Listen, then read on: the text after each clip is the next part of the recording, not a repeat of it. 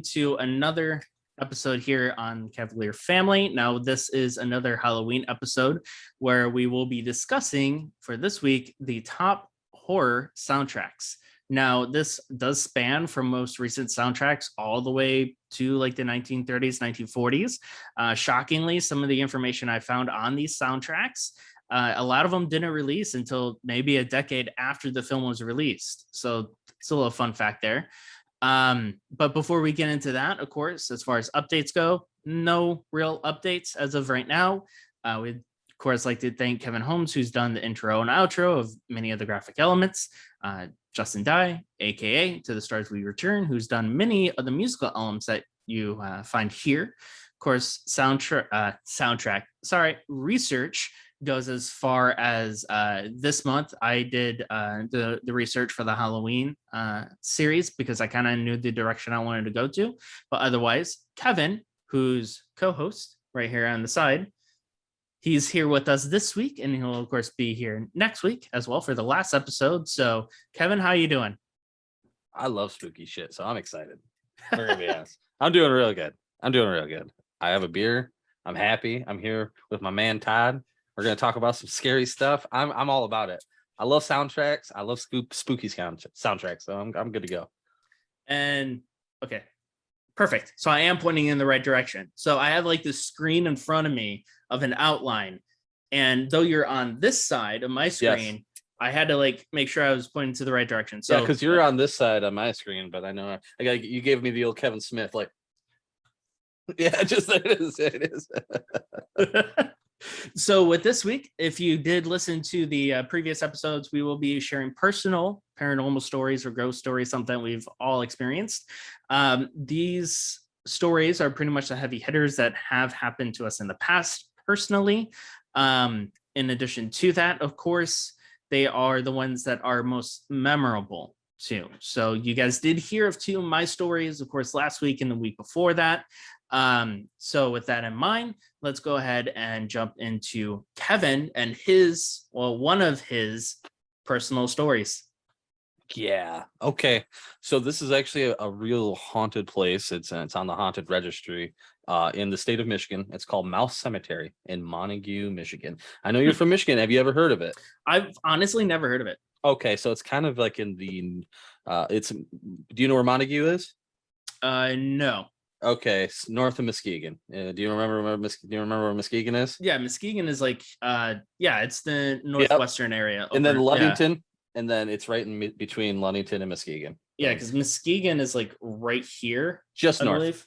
Yeah, just north of that. Just north of that. Okay, so there's always been a talk with me and my friends, like, oh, let's go to Mouse Cemetery. A little about me, I don't mess with spirits. I don't get involved with that kind of stuff. I'm not saying I'm a believer. I'm not saying I'm not a believer. I just don't want to get involved with it. But, we're sitting around, we're having a good time one night, and we're like, oh, we should go up to Mount Cemetery. Now, it's already 10 o'clock at night at this point in time. You have to know where you're going to get to the cemetery. It is in the middle of nowhere, across the street from nowhere, next to a Waffle House, because they're everywhere. All right. That's just where this place is. It is literally in the middle of nowhere. It is an unkept cemetery that's been there for hundreds of years.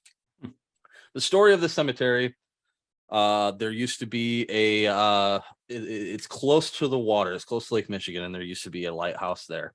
There used to be a man that used to run the lighthouse. His name was William Robbins. Okay. He passed away, and they say that he still guards the cemetery. His headstone was this big headstone that had a chair on it, like an actual concrete chair. The story goes, you go sit in the chair, you end up dead very soon. They actually ended up, like 100 years ago, taking the chair out completely because of the rumors and everything that was going into superstitions behind it. So we decide that we're going to go to find this damn cemetery. I've never been there. My buddy doesn't even know how to get there. We took the best route that we possibly could. We're driving in the middle of nowhere. There's just nothing but country, all we do. And we're trying to take our best guesses. We're flopping around, going down dirt roads here. We take one left turn all of a sudden, and there is the biggest deer I've ever seen in my life just standing right in the middle of the road, just staring at us. Just blinding lights, probably 10-point, huge rack on him. And we're just sitting there and he's just staring and we're just sitting there and he's just staring. He doesn't move. He doesn't waver. We turn our lights off. We turn him back on. He's gone. Completely gone. Just like gone. Okay. So we keep driving. Cemetery is right in front of us. We didn't even know it. Okay. Creepy. Yeah, that sucks. We start walking around the cemetery. We find the headstone and you could see where there was something on top of his headstone, so on and so forth. Half the headstones are toppled over like this. Just real creepy vibes in the middle of the night with no lights and nothing but a couple of flashlights and a tape recorder, because we're all out there trying to summon something. And I'm like, guys, I don't know if this is a great idea. And they're like, no, I think this is good. I'm like, whatever, man. There was a bump in the night and we were like, okay, fuck this. I think it's time to go. Like, there was just some weird things going on. We got in the car and we all looked back, and there was 3 other people in the car with me that saw it too. So I don't think I'm going crazy. There was red eyes that were staring back at us in the dark from the cemetery. And we kept driving away and the eyes got closer and closer and closer. And then we took a turn and then it was gone. And that's my scary story. I don't mess with cemeteries. I don't mess with the undead when it comes to that kind of stuff. I don't do it anymore. I don't want nothing to do with it. Shit's scary. So is it one of the, like, is it an experience that everybody talks about? Not like you as in a group, but has other people experienced the same exact thing? So oddness in animals was a thing. That was a thing. There was like there was always weird groups of animals hanging around it. So that was one thing. So like when we pulled in, there was a deer, looking directly at us, just staring us down. There have been talks of like people like possessed raccoons and shit like that. I'm not even kidding. Like, you can't even make it up. Like, we knew about the animal thing when we got there. And then like, it's like we got there and the first thing we found was this damn deer that is giving us the death stare as we're coming around this corner. So it's, yeah, there's just weird things around, like centered around the cemetery like that. Huh. Yeah. So the animal thing, yeah, it's a common thing. That's a common thing. Yes. So also being able to hear like ships off in the distance in the middle of the night, even though there's no lighthouse or anything around, that's another common thing. I didn't hear anything, but our tape recording had some weird like rumbles and stuff on it. I don't know. You never know. Could have been my stomach. Is wow, I could really go for some Wendy's right about now.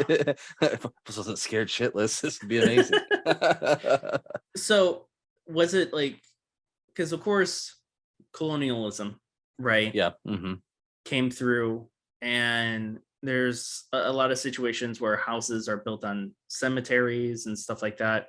Is a cemetery like buried in a specific region kind of similar to that? So it's it's almost like an Indian burial ground essentially. Out there for the Little Band River of Ottawa Indians is where this is actually located out there. Yes. Okay. So I mean, there is some theory about what's going on with like there's like an ancient curse, an Indian curse essentially going on out there. Yeah, because the hokum. Yeah, you don't mess with stuff like that. Like, of course, the story as far as last week that I was explaining about my grandmother's house, and from when my uncles and my mom was young, finding arrowheads all the way to when we were probably, I don't know, some of us were in high school maybe, or maybe junior high. Even us kids would find arrowheads too. So it was just surplus of arrowheads throughout all those years. So that's cool, and like I was telling everybody last week, is when my uncle looked it up online, at that time period, which would have been like maybe in the 90s, I would say like mid 90s or so. Like, obviously the town has grown, but when he researched it on like Google Maps and stuff, or back when we had MapQuest, the house was directly in the middle of the city. So obviously, the town grew around it, so it's no longer in the middle. But during all the houses, if you looked at the houses from a top version where they're all in the middle of a pentagram, were you like in the center of a pentagram or something like that? Listen, this was not no Washington D.C. Let's just put it that way. Okay, fair enough. Did you guys like put the arrowheads back? That's a good question. I don't remember. Oh, you're fucked. You're done. You're done. You're done. You're done, my guy. We can't be friends anymore. See you, dude. I gotta go. I can't be involved with this. I'm sorry. Well, that kind of plays into like my personal story too, which I mean, that from your experience, before we jump into that, your experience sounds kind of frightening. Like, did you guys talk about it after that? We've talked about it. We've talked about going back out there, but none of us could we just couldn't do it. It was here's the thing, right? And that's with any scary story or anything that you experience. It could all be coincidence, right? It all could be coincidence, but it all added up. That's the problem. Like, it all added up to like the other people's experiences that you would read online, and so on and so forth, because it's one of the most haunted cemeteries in Michigan, places in Michigan in general. And it all added up. So like, how much of a coincidence could it be? Right. So I mean, it was scary because it's creepy. Oh, absolutely. So creepy. I don't mess with possessed animals. I don't want to mess with that. Ain't my thing. Red eyes coming at me in the night. Come on now. Well, with that, like, I guess we'll just jump into my story, going from possessed animals in cemeteries to houses. So as of everybody already knows, family history, going from Portugal and my grandmother having to run from the kitchen to her bedroom because of closing shutters by themselves at 1 o'clock in the morning, to my grandmother's house, hearing noises, see weird lights, all that stuff. Now we jump into one of my personal houses, because again, talked about my house that I grew up in Niles, Michigan, and saw a figure, or it's not a hallucination, but kind of like how people have holograms nowadays. It's very much of a hologram of myself just looking at me in bed, to a house that I finished high school in. So that was pretty much like junior high, maybe a little before junior high, 6th grade to high school. So this house, Dowagiac, Michigan, you can find it on Pine Road Trail directly, which is the street. So our house growing up, you would always hear either noises or you would hear your name being called. So obviously I'll use Kevin as an example. So Kevin, let's say if you're on the 2nd floor, right? You're in your room, you're playing video game. Okay. Mm-hmm. You hear my name, or you hear your name. Exactly. Yeah, playing the video game. All you hear your name being called. Kevin. Hello. Is, what? What? Or yeah. Yeah. Huh? You say, Kevin. Video games.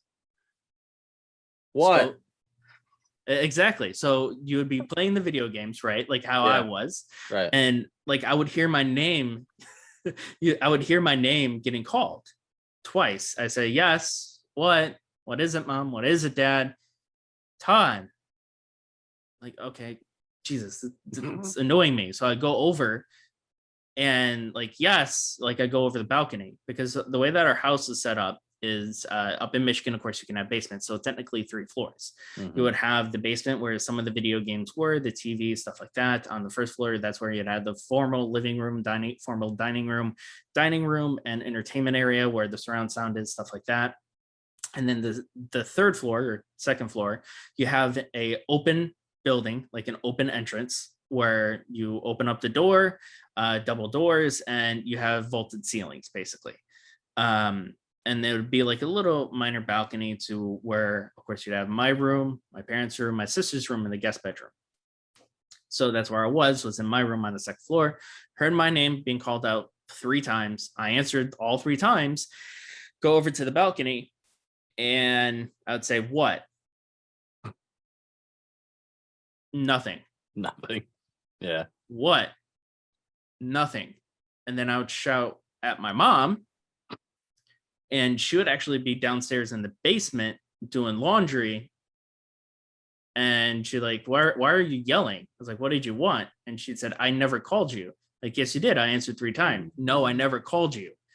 Now, basically, my dad is very skeptical. in that circumstance. He doesn't believe in it. He doesn't want to believe in it because he believes that once you believe in it, It's real. it's not only You've real, made it into existence, essentially. you made it into existence essentially. Yeah. But at the same time, he doesn't want to believe that it's real. My dad's a very like godly individual, but at the same time, though, it's exactly what Ed and Lorraine Warren has stated in their books and stuff. Whether if if people believe that they're skepticals, what's true and what's false, obviously there is some truth in what's fiction in Hollywood, right? But the one thing that they've always said is God is real, the devil is real, and because of the situations, that's there's evil entities. So my dad never believed any of us through this whole entire thing. He never believed my mom. He would always kind of say, that's gibberish or blah, blah, blah. He would always tell us that's gibberish. That doesn't make sense, blah, blah, blah. Now, my mom, me being downstairs talking to my mom, my dad came storming down from the second floor, pissed off because he was like, "What did you want?" And my mom's looking at him like, "Oh no, what are you talking about?" Oh, and he goes, you called my name. And she was like, no, I didn't, Todd, because my dad is a senior. And he goes, no, I didn't, Todd. And he goes, yes, you did. I called out and I said, what do you want? Yes, whatever. And you just kept calling my name. What do you want? And she goes, Todd, I never called for you. And me being down there, I was like, yeah, Dad, her and I have been talking for the past 15, 20 minutes. She never called you or called your name. And right then and there, he went upstairs and he was pissed. But that is kind of like a little elevation to like where he kind of believed in that situation. But one of the scariest moments that I personally felt, well, there's a few, was the fact that I was upstairs in my room again, playing video games, heard my name called. Todd. Yeah. Todd. Yes. Todd. Go over to the balcony. What? No answer. Like, and then all of a sudden I started to get chills. Like, okay. So I go to the guest bedroom. Now, the way that the floor is set up is the guest bedroom. The window for the guest bedroom is actually staring at the backyard because we had 2 acres. So the guest window faced the backyard. My window faced the front yard. So I went over to the guest bedroom and I was looking outside, and there is my mom and my sister and the 2 dogs running around doing yard work. Between the balcony to going to the guest bedroom within 3 seconds. Mm-hmm. There is no way. And my dad was out working. So it was just me inside the house. There's no way they're able to go from the basement up the stairs, grab the tools, unlock the dogs out of the kennels, and be where they were at within 3 seconds of that time frame. The real crime here is that you weren't helping them with the yard work. That's the real crime. Right? Playing my video games, leave me alone. So within the 3 seconds, I was like, yeah, no, screw this. And I went outside because I was having I don't want to be in the house by myself. No, I don't want to, because another situation came, I think it was like a weekend. They went out, went something. I was home alone. I came in from outside, taking a shower, and electricity went off. Basement was dark. Whole house was, I mean, it was during the day, so there's no lights, no electricity. Me being in the house that, I lived in, scared as crap, dried off, put on some clothes, went to the neighbor's house across the street. Their power was perfectly fine.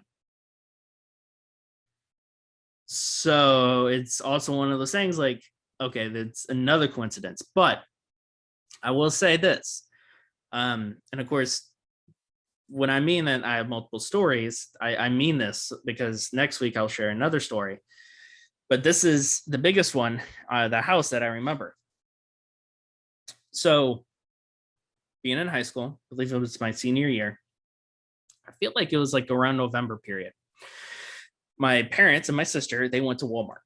Now it's different from now, like being in Florida, being from like a semi larger city where you know, you would go to a Walmart and it's a 30-minute, 20-minute drive, but it's because of traffic. Good traffic, you could get there within 15 minutes. It's another thing of being in the city that we lived in, having to drive 20 minutes or 30 minutes away. And it's because that's how far it was before we got to a Walmart. In order to go to a Target, we had to drive an hour away, go to like South Bend, Indiana. So they were on their way to Walmart. I was downstairs in my dad's workroom because he was a construction worker on his computer, doing things that a normal high school boy would be doing on the computer. And what's that, Todd? Can you elaborate on that for us, please? I'll let you use your imagination on that. Oh no, I want you to use your imagination on that.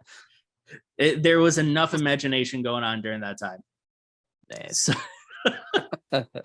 so I was downstairs in the basement, and all I hear is this loud bang and crash.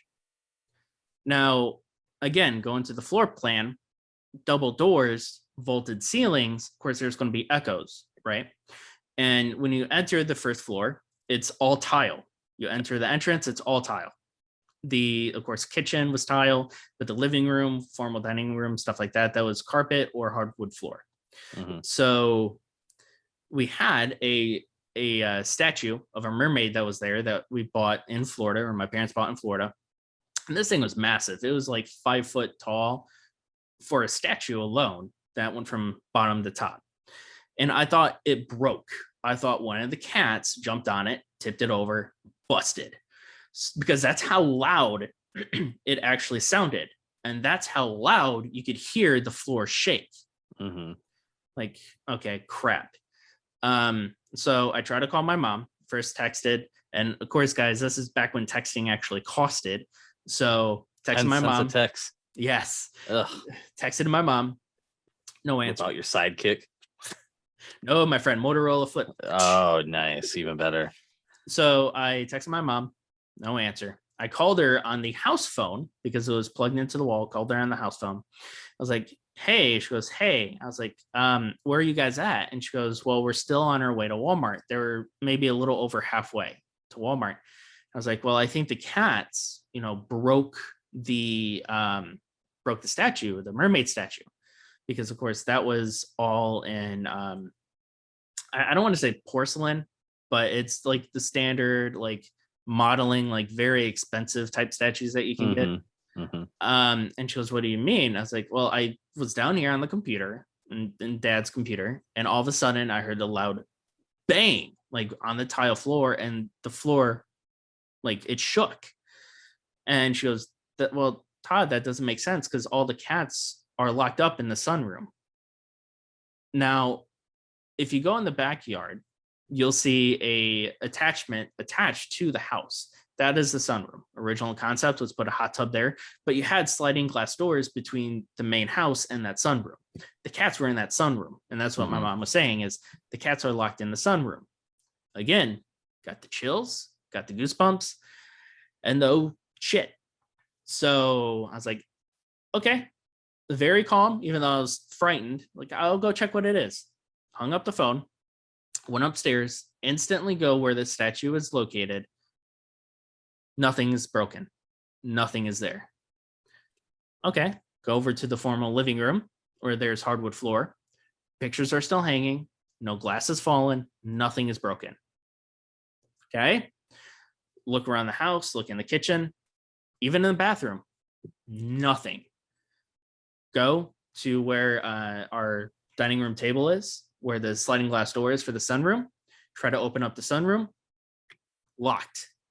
100% locked. Turn on the lights, flip the light on. All the cats were there. To tell you and how freaked out I was, because if you could think of even, let's say, if you jump from, let's say, middle of the stairs and onto the floor, you can kind of picturesque that sound it would make, that rattling it would make. And that's exactly what I heard, except it did that plus the shattering, like something just shattered. But when I went up there, everything was fine. And I was the only one in the house. Yeah, that'd be upsetting. The question is though, were you able to go back downstairs and finish your schoolwork, Um, your studies? honestly, I I'm think not. when I look back on it, I think I actually did go back downstairs. Yes. I'm not in the mood to Um, study anymore. but I think at that time, like it was just all emotions gone. Is I'm just going to go on MySpace and just go Yeah. social media. On top of that, probably had a Bible right next to me. So it was because the thing is when it comes to these stories, like whenever I explain it and say exactly how it is, number Mhm. one, the stories never change. Number two, whenever I tell the story, I always get goosebumps. I always get freaked out. And I always get that chill whenever I tell stories because that's the whole point. And especially with Halloween, it's the whole point of personal stories that will give you those goosebumps because it's a personal experience that everybody either has experienced in a group, like how you did, Mhm. or by yourself, like how I did. And it's those experiences that you know something is wrong, something doesn't feel right. Those arrowheads, man, you didn't put them back. It's that's why you get chills to this day, is because you brought that shit with you. You brought it onto your family and you brought it into your household, and that's the problem. My grandma did. My grandma did from her house in Portugal, right next to the cemetery, and something Grandma, no masito. No, because no, grandma. the one thing that I didn't tell in the other story about that was the fact that she came home. My great grandma Morgado, her clothes were because they came home, I believe, from church one day. They came home, all of her dresses were slashed. Like if you took a knife to all of her dresses in the closet, just slashed all the way through. On top of that, the house in Portugal, she came home and the dishes were stacked when they're all drying. And the house in Dowajek that she lived in, the one that would hear noises and stuff, not the house I grew up in, but her personal house, same thing. Did the dishes, came back, we turned around, stacked. Mm. It's time to get my grandma an exorcism. It's I'm sorry. It's time to take care of this. Yeah. So, and the thing is Was she Catholic? if, oh yeah, we're all Catholic. Mm-hmm. Yep. So, Makes sense. so if you ask any of my family members, Mm-hmm. whether it be my sister, my cousins, it'll be the same exact story. Mm-hmm. And it's not something that, of course, you come up to us and be like, hey, Kevin, go ahead and explain it this way. And then you explain it, automatically. If you just, for an example, the table read that we are hopefully doing, if you go up to my sister, be like, hey, Todd told me the story. Is this true? She'd say yes. And then she'll give you the same exact story Mm-hmm. right then and there. So what you're saying is the whole family is collaborated on this lie, is what you're trying to tell me? Is that is that is that what Listen, it is? listen, if it was a lie, then it should have been told to me that night because that was not cool. Fair enough. Fair enough. Fair enough. Grandma's just laughing up in heaven right now, probably. Or is grandma still alive? For right now, Grandma Stockwell is still alive. Oh, okay. Well, she's giggling. She thinks it's funny. She's like, those stupid fools. But of course, those are our haunting stories. We will have Definitely. another story next week as well. But in the meantime, let's go ahead and jump into our Halloween special. Ooh.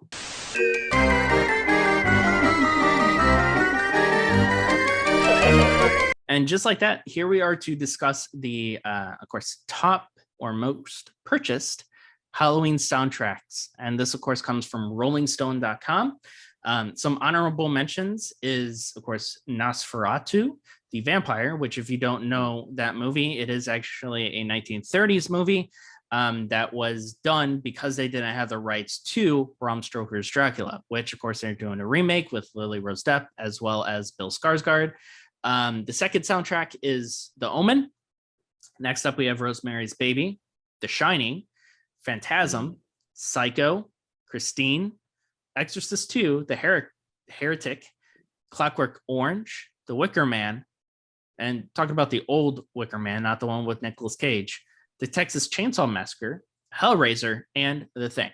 But we'll jump into our number one spot, which is, of course, John Carpenter's Halloween. He did both the composition and performance. Dan Wyman, he was a synthesizer programming, and Peter Berggren was the recording engineer. This soundtrack was actually released in August of 1979, but it was recorded in 1978.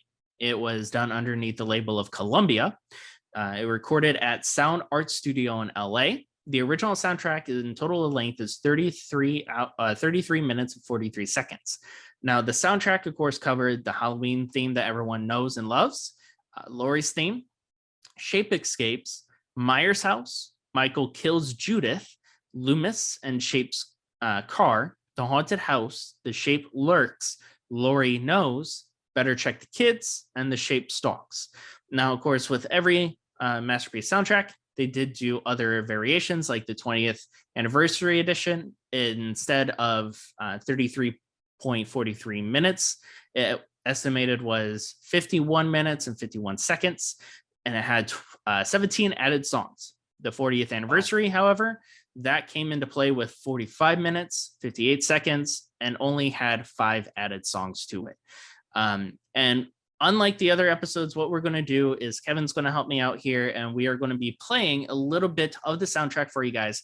Now, we are going to be skipping through to avoid hopefully any copyrights, anything, but it can kind of give you guys the atmospheric and vibe of the actual soundtrack itself. So, Kevin, whenever you're ready.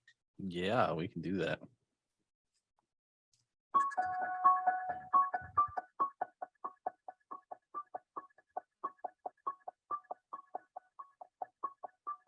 Oh, there we go. There we go.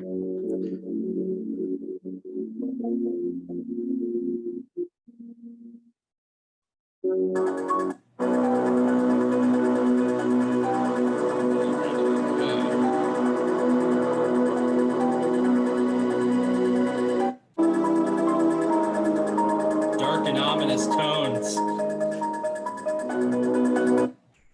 I love it. Of course, that's what everyone knows and loves. There we go.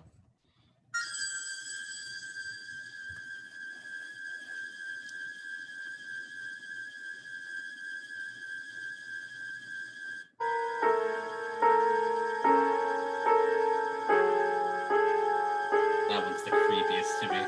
Yeah. Absolutely. Ugh.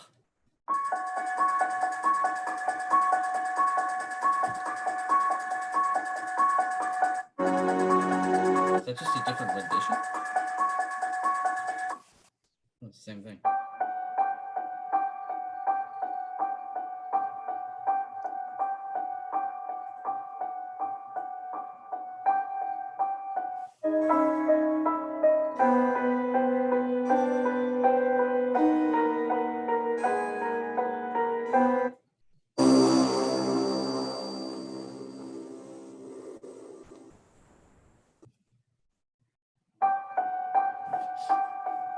I think that's all of them.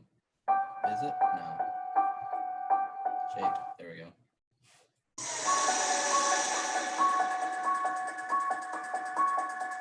It's a lot of different renditions of the same song. Basically. Yeah. They all sound great.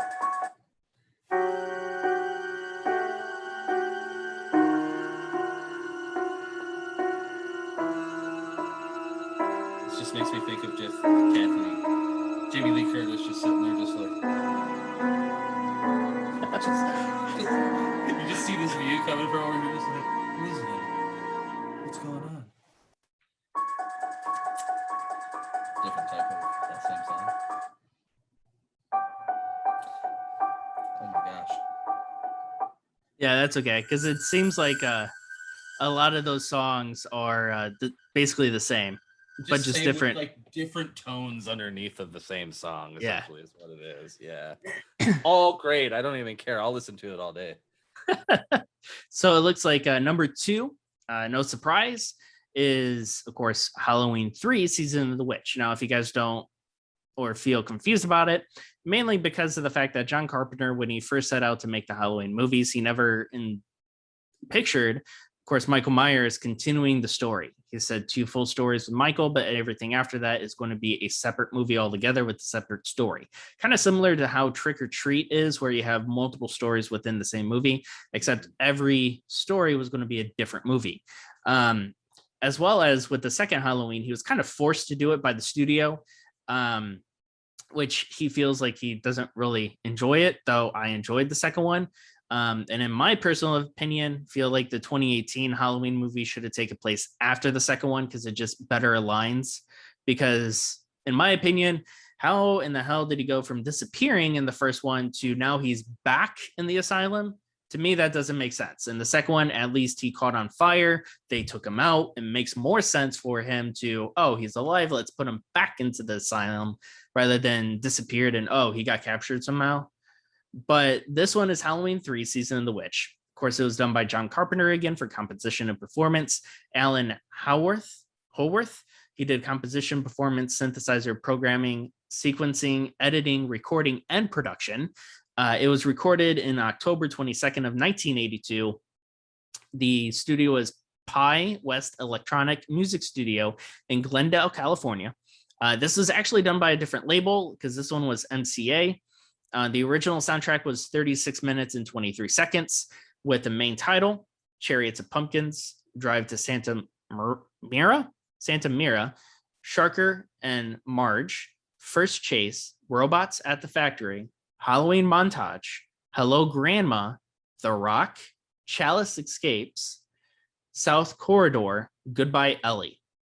Then, for the 25th anniversary edition, it jumped from 36 minutes and 23 seconds all the way up to 68 minutes and 27 seconds with 13 additional songs. Now, I personally kind of viewed the link that I sent you real quick because there's one specific song that I wanted to play, but I'll let you go ahead and run through it. If it gets played, great. If not, I will let you know. Just go ahead and play it at the 18 mark when we're done. So whenever you're ready, go ahead and play it. Go ahead and skip through it. Okay. And what mark would you said it was at the 18-minute mark? It is if we don't end up touching it. I'll get to it. Yeah. I'll get to it for you. For you, Chad.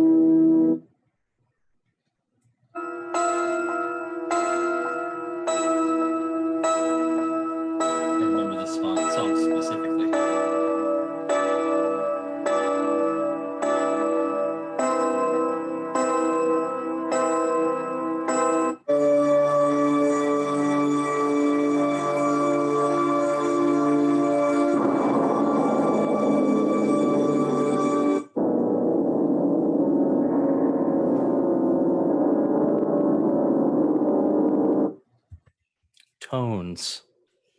Did you actually go back to 18-minute marker? Right at the 18-minute marker. Yeah, and let Okay. it play for a little bit. Okay. That's what you meant by that. I apologize. No, you're good. You're good. I think it also cut out on this end. So Don't miss it. And don't forget to wear your masks. The clock is ticking. It's almost time. Happy Halloween, Halloween, Halloween, happy Halloween, silver shamrock. Happy Halloween, Halloween, Halloween, happy Halloween, silver shamrock.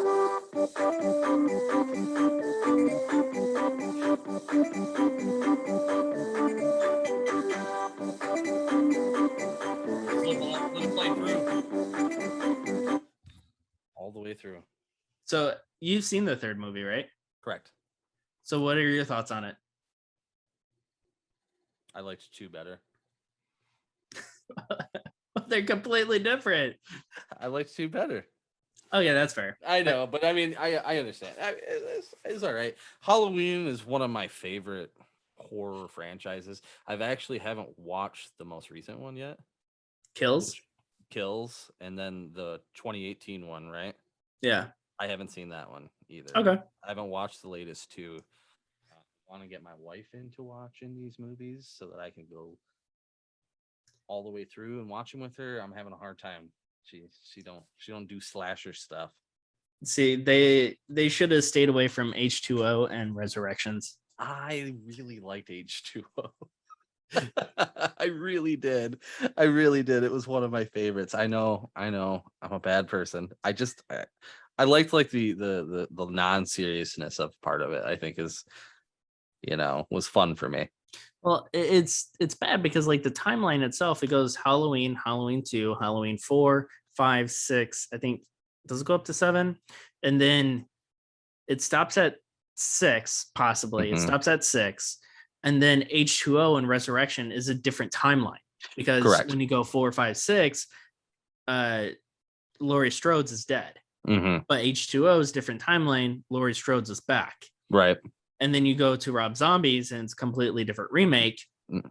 And then now you go to 2018 and Kills, that itself completely axes to all the way to everything else they made. And it's supposed to be the direct sequel to the first Halloween movie. Oh, really? Yeah. Okay. Yeah. I don't know. I haven't seen them yet, so I'll let you know. I'm gonna watch them soon. If she's not gonna watch them, I'm gonna watch them. Yeah. Like it, I don't know. It's just comflippable. Comflippable. And so number 3, we actually have Candyman. This was done by Philip Glass. The movie, from my understanding, was mid 90s, early 90s. Do you mind saying that 2 more times for me? Mid 90s, early 90s. No, the name of the movie. You mind say that a few more times? You got a mirror next to you, by chance? I do have a mirror, and no. Oh, okay, fair enough.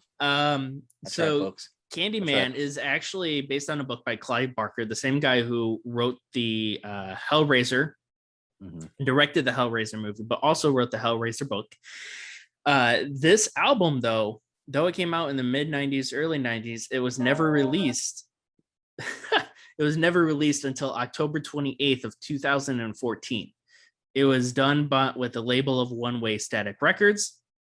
Soundtrack is number 1, the music box. 2 is Cabrini Green, Helen's Theme, Face to Razor, Floating Candyman, Return to Cabrini. And the last one is It Was Always You, Helen.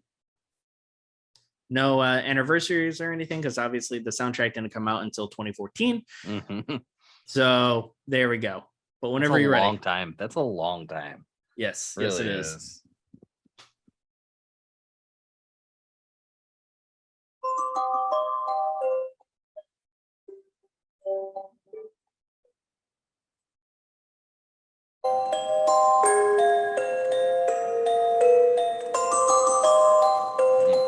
This movie scared the hell out of me when I was younger.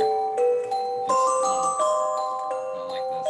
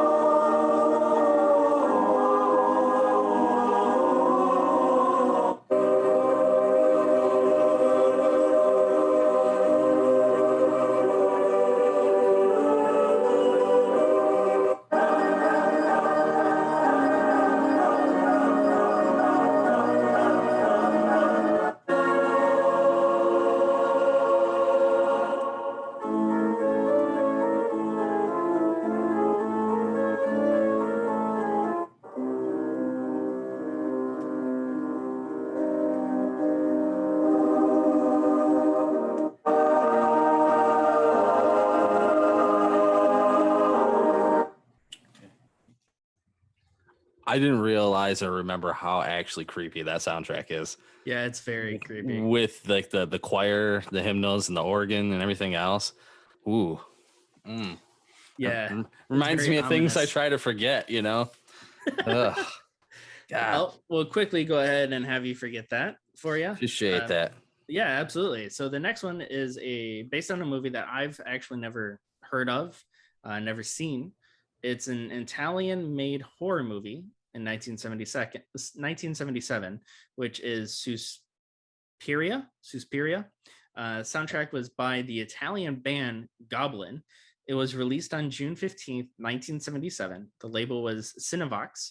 The original soundtrack lasted 32 minutes and 41 seconds, with Suspiria, The Witch, Opening to the Size, Marcos, Black Forest, Blind Concert, Death Balzer.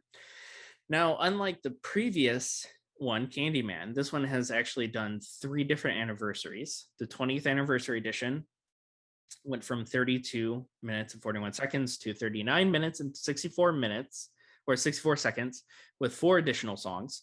And everything after that, it just built. And what I mean by that is the 30th anniversary ended up being 43 minutes and 26 seconds with 4 additional songs. So 4 additional on top of what the 20th anniversary had. Then you go up to the 40th anniversary edition, and that was jam-packed with 50 minutes and 31 seconds with 14 additional songs. Wow. So it's kind of a feat there. But again, all these soundtracks are based on the popularity of them, and you know, the most popular of those, I mean, so far it's made sense because Halloween. Don't know why Nightmare Before Christmas isn't in there, but you know, it's Great soundtrack. Let's be honest. It's fantastic. exactly. Yeah, it's a classic. Exactly. So whenever you're ready, Kevin, I haven't listened to this thing, so Yeah. we'll see. Maybe we should do a watch party with this movie. That'd be fun. Ooh, that would be fun. A little watch party.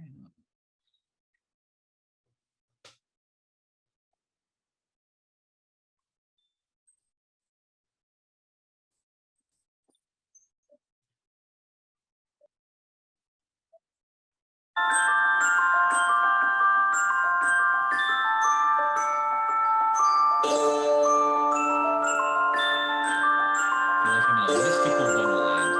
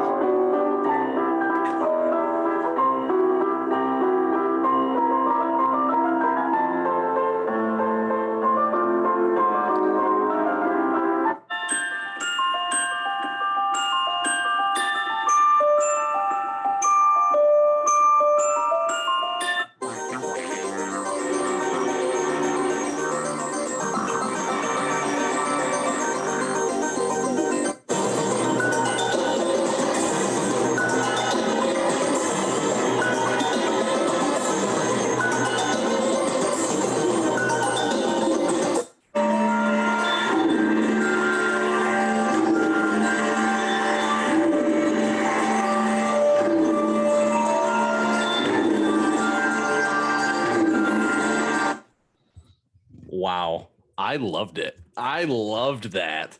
That makes me wanna. That is the oddest horror soundtrack I've ever heard in my life, and I'm here for it right now. Let me tell you. Yeah, that is extremely odd.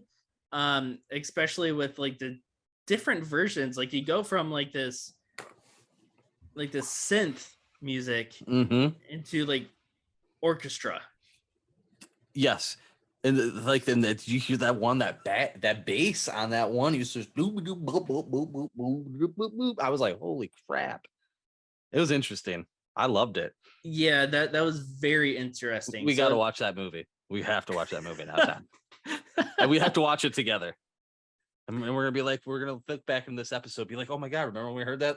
Remember when we listened to that? Like go live on Twitch or something and actually watch it. Absolutely. Ugh. Amazing. I love that. Well, That's we'll the go. best one. That's the best one. I don't know what anybody else is thinking about. Really? That was awesome. That was awesome. Oh, I loved it. All of it. All right.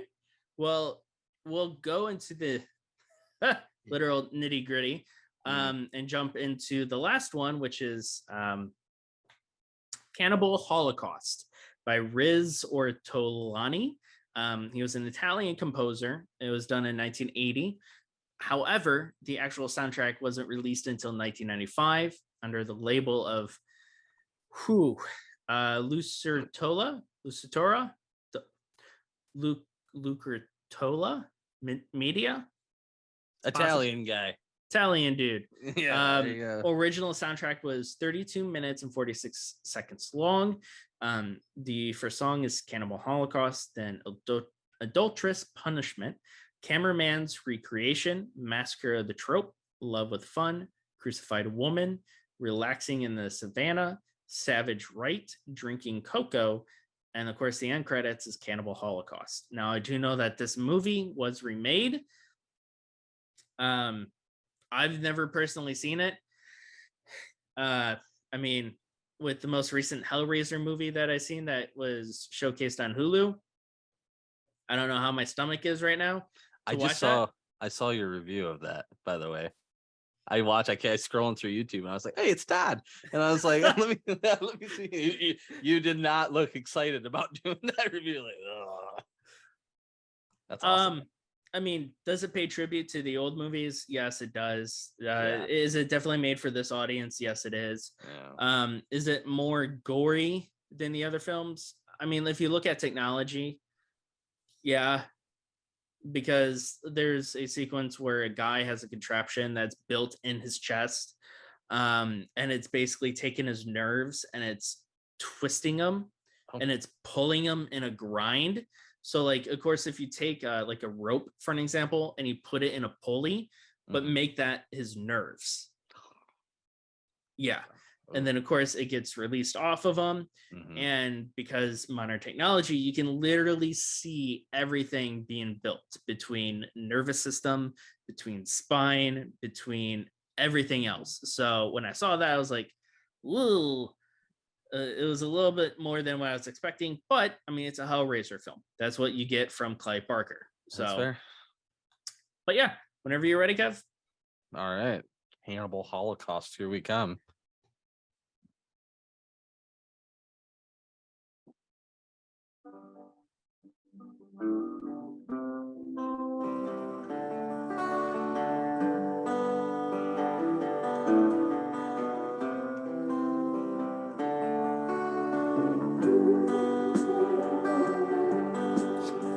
It's kind of a nice song. But I can see in the right indentation how creepy this would be.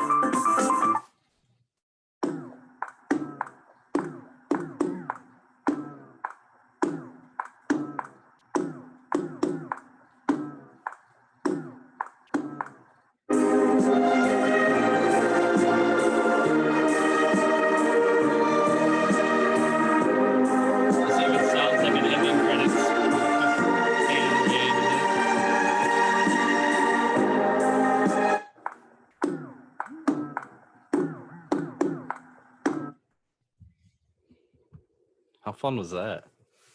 It okay, so is it just me or did it seem go from kind of like soothing music to 70s porn theater back to Yep. soothing music?